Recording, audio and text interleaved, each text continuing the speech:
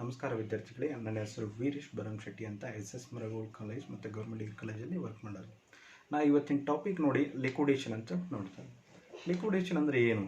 ಈಗಾಗಲೇ ಹೇಳಿರ್ತಕ್ಕಂಥದ್ದು, already ಗೊತ್ತಿರ್ತಕ್ಕಂಥದ್ದು. Liquidation is unable ಅಂದರೆ simple ಆಗಿ ಅತ್ಯಂತ ಸರಳವಾಗಿ ಹೇಳಬೇಕಂತಂದರೆ ಅನ್ಏಬಲ್ ಟು ರೀಪೇಲ್ ದ ಡೆಟ್ ಅಂದರೆ ಸಾಲಗಳು ಜಾಸ್ತಿ ಆಗಿರ್ತವೆ, ಅವನ ಸಾಲ ಮರುಪಾವತಿ ಆಗದೇ ಇದ್ದ ಪಕ್ಷದಲ್ಲಿ ಆ ಕಂಪ್ನಿಯನ್ನು ವೈಂಡ್ ಅಪ್ ಕ್ಲೋಸ್ ಮಾಡುವಂಥದ್ದು ನೋಡ್ತಾ ಇದ್ದೀವಿ. ಒಂದು ಅಥವಾ ಫಿಕ್ಸ್ಡ್ ಟೈಮನ್ನು ಇಟ್ಕೊಂಡಿರ್ತಾರೆ, ಮತ್ತೊಂದು ಅದೇ ರೀತಿ ಆ ಟೈಮ್ ಪೀರಿಯಡ್ ಮುಗಿದೋದ್ರೂ ಆ ಕಂಪ್ನಿ ಕ್ಲೋಸ್ ಮಾಡುವಂಥದ್ದು, ಅಥವಾ ಯಾವುದಾದ್ರೂ ವ್ಯಕ್ತಿ ಇನ್ಸಾಲ್ವೆಂಟ್ ಅಂದರೆ ದಿವಾಳಿ ಆದ್ರೂ ಕಂಪ್ನಿ ಕ್ಲೋಸ್ ಮಾಡುವಂಥದ್ದು ನೋಡ್ತಾ ಇದ್ದೀವಿ. ಆ ಟೈಮಲ್ಲಿ ಲಿಕ್ವಿಡೇಷನ್ ಆಗಿದೆ ನಮ್ಮ ಕಂಪ್ನಿ ಅಂತ ಬರ್ತಾ ಇದ್ದಾರೆ.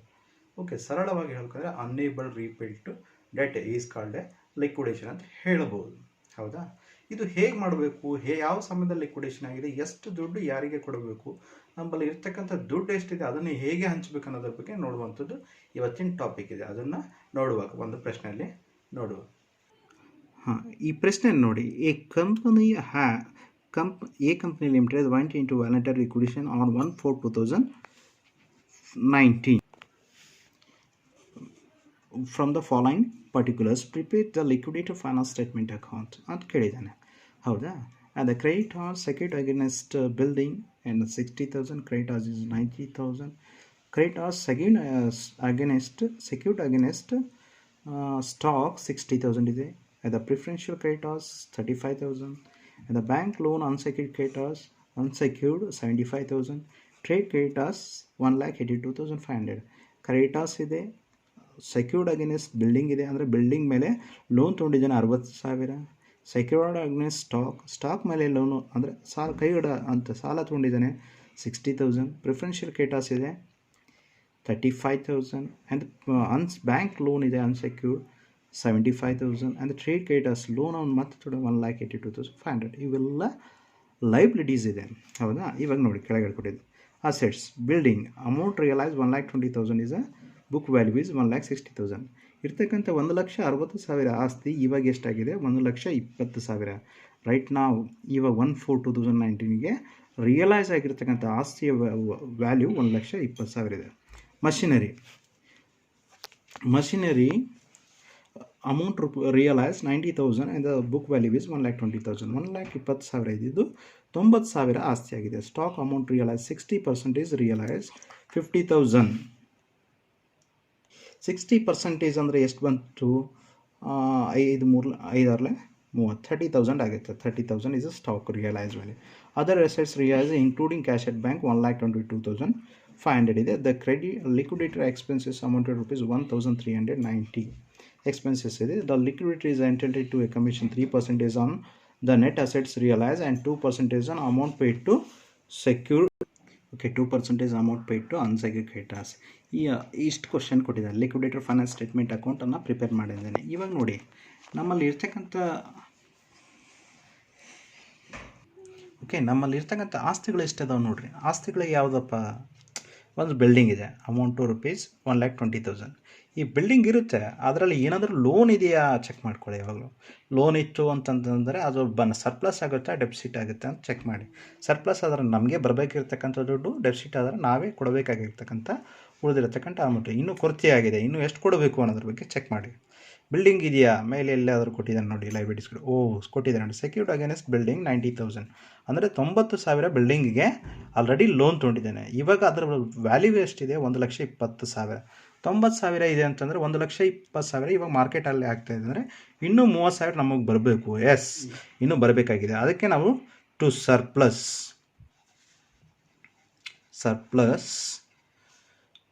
ಫ್ರಮ್ ಬಿಲ್ಡಿಂಗ್ ಎಷ್ಟಿದೆ ಅದರದ್ದು ವ್ಯಾಲ್ಯೂ ಚೆಕ್ ಮಾಡ್ಕೊಂಡು ನೋಡಿ.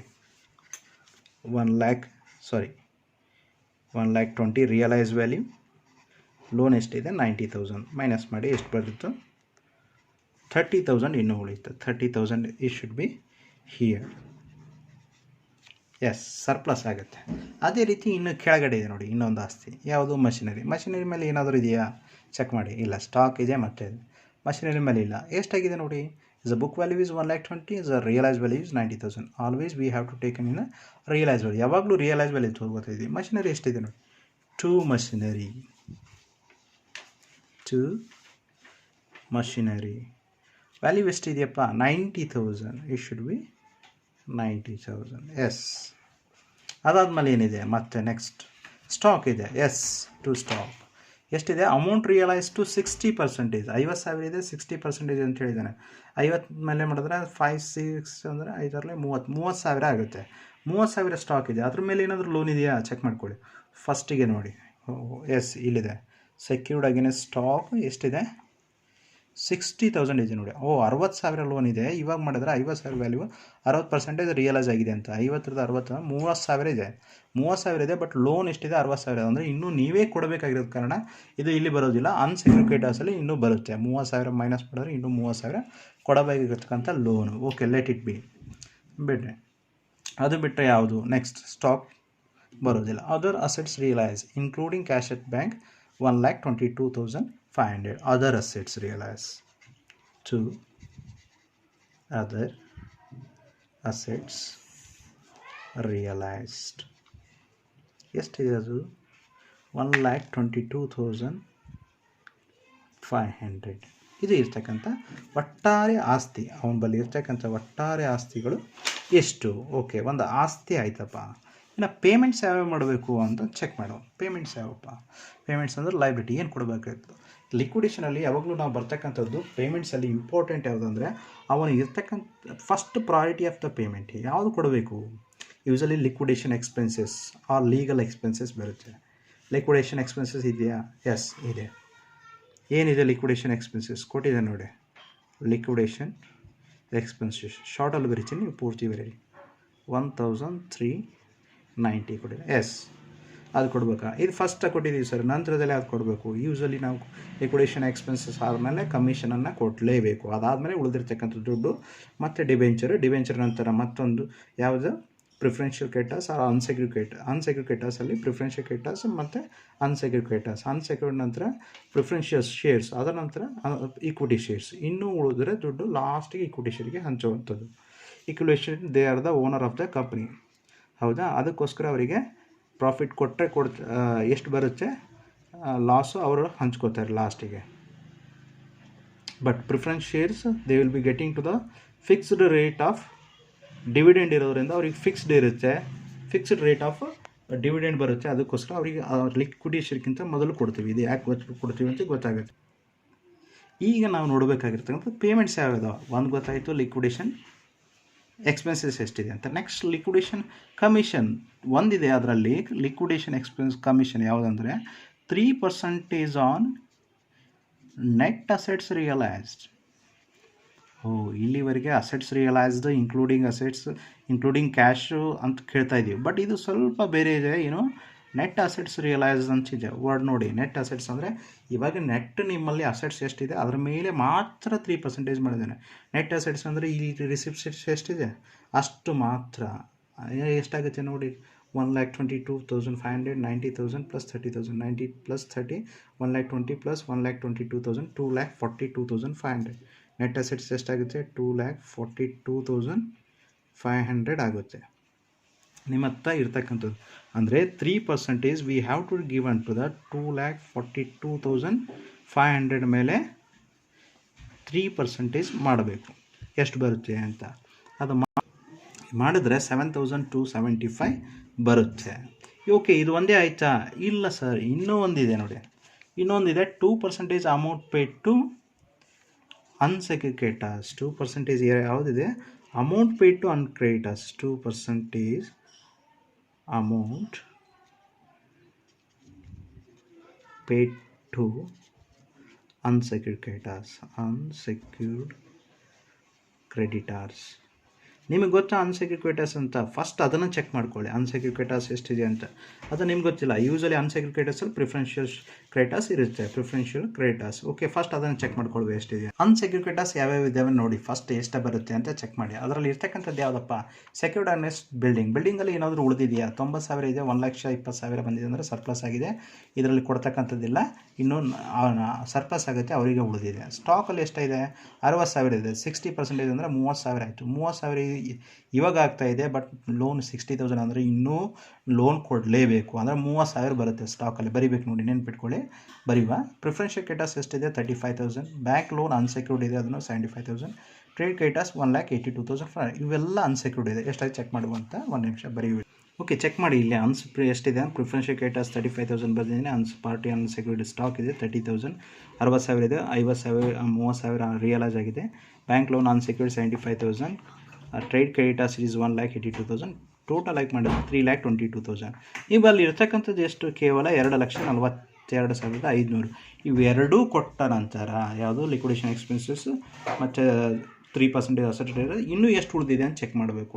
ಇವೆರಡು ಕೊಟ್ಟ ನಂತರ ಎಷ್ಟು ಉಳಿದಿದೆ ಅದ್ರ ಮೇಲೆ 2% ತೊಗೊಳ್ಬೇಕು. ಅದು ಇನ್ಕ್ಲೂಡ್ ಆಗಿರಬೇಕು. ಇದು ಹೆಚ್ಚಿಗಿದೆ. ಇಷ್ಟಂತೂ ದುಡ್ಡು ಕೊಡೋದಕ್ಕೆ ಆಗೋದಿಲ್ಲ. ನಮ್ಮ ಹತ್ರ ಇರ್ತಕ್ಕಂಥದ್ದೇ 2,42,000. ಅದನ್ನು ಹೇಗೆ ಕ್ಯಾಲ್ಕುಲೇಷನ್ ಮಾಡಬೇಕು? ಅಮೌಂಟ್ ಅಲೋಕೇಶನ್ ಟು ಚೆಕ್ ಮಾಡಬಾರ್ದು. Okay, calculation of 2% amount paid to creditors ಹೇಗೆ ಅನ್ಸೆಕ್ಯೂರ್ಡ್ ಕ್ರೆಡಿಟಾರ್ಸ್ ಮಾಡ್ತಾರೆ ಅಂತ ಫಸ್ಟ್ ನೋಡುವ. ಅದಕ್ಕೆ ಏನು ಬೇಕಂದರೆ ಟೋಟಲ್ ರಿಸಿಪ್ಟ್ಸ್. ಟೋಟಲ್ ಪೇಮೆಂಟ್ಸ್ ಎಷ್ಟು? 2,42,500. 2,42,500 ಇವೆಲ್ಲ ಪೇಮೆಂಟ್ಸ್ ಮಾಡಿದ್ರೆ ಇಷ್ಟು ಬಂತು. ಇದರಲ್ಲಿ ಏನು ಮೈನಸ್ ಮಾಡಬೇಕಂದ್ರೆ ಪೇಮೆಂಟ್ ಅಪ್ ಟು ಕಮಿಷನ್ವರೆಗೆ ಏನು ಕೊಟ್ಟಿದ್ದೀವಿ ಅದನ್ನು ಮಾಡಬೇಕು. ಯಾವುದಿದೆ?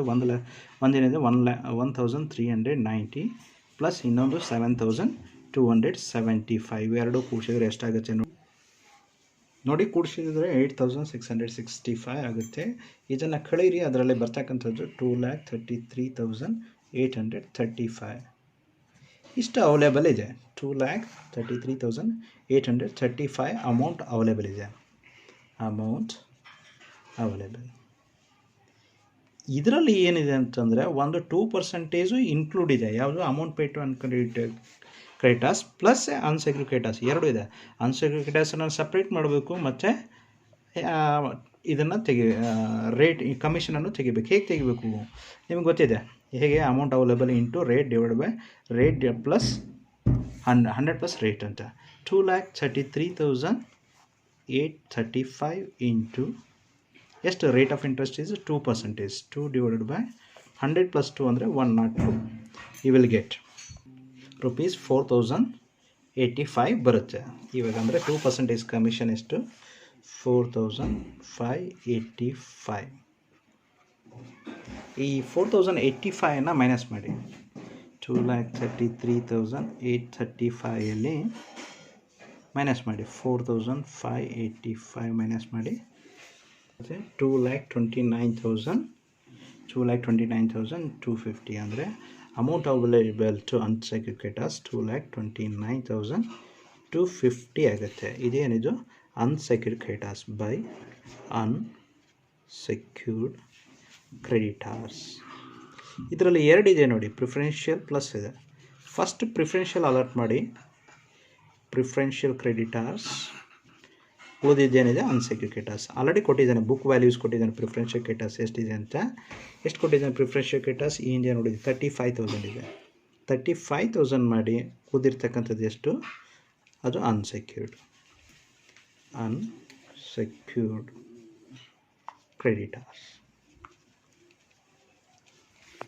ಚೆಕ್ ಮಾಡಿ. ಟೋಟಲ್ ಎಲ್ಲ ಆಗುತ್ತೆ 2,42,500. 2,29,250 35,000 ಮೈನಸ್ ಮಾಡಿ ಗೊತ್ತಾಗುತ್ತೆ ಎಷ್ಟು ಅನ್ಸೆಕ್ಯೂರ್ಡ್ ಇದೆ ಅಂತ.